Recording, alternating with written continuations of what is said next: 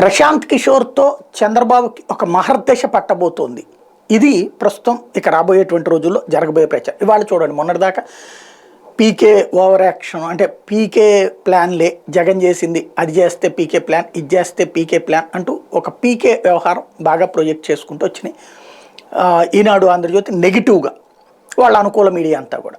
ఇప్పుడు అదే ప్రశాంత్ కిషోర్ని నారా లోకేష్ స్వయంగా దగ్గరుండి, సీఎం రమేష్ స్వయంగా తన విమానంలో పట్టుకుని వచ్చి నారా లోకేష్తో కలిసి వెంట పెట్టుకుని వచ్చి మొత్తం మీద సుదీర్ఘంగా చర్చలు జరిపితే, ఇప్పుడు ఇవాళ ఈనాడు, ఆంధ్రజ్యోతి ఒక అద్భుతం జరిగింది, ప్రశాంత్ కిషోర్తో రాష్ట్ర రాజకీయం మారిపోబోతోంది, ఇక తెలుగుదేశం వైపుకే విజయం అని వాళ్ళ కార్యకర్తలు ఫిక్స్ అయిపోయారు, జనం కూడా ఫిక్స్ అయిపోయారు, వైఎస్ఆర్ కాంగ్రెస్ పార్టీ వాళ్ళకి వణుకు పుట్టేస్తుంది, షివరైపోతున్నాడు.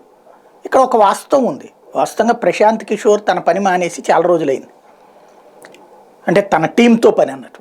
అతని టీములు 3 టీములు 3 దగ్గరికి పోయి ఉన్నాయి. ఒక టీము ఋషి టీం, అది ఇప్పుడు ప్రస్తుతం వాస్తవంగా జగన్తో ఉంటున్నటువంటి టీం.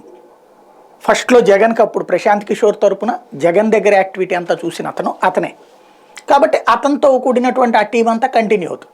ఇంకొక టీం సునీల్ కనుగోలు టీం, అది కాంగ్రెస్ పార్టీకి వెళ్ళున్నది.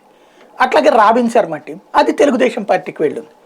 ఇప్పుడు వాళ్ళ గురువు గారిని రాబిన్ శర్మని కలపడం, ఇది జరిగినటువంటి ఇది కాన్సెప్ట్. కానీ పబ్లిక్లోకి ఏ కోణంలోకి తీసుకొచ్చేసిన ఇప్పుడు మొత్తం మారిపోయింది, వణికిపోతున్నాడు జగన్మోహన్ రెడ్డి.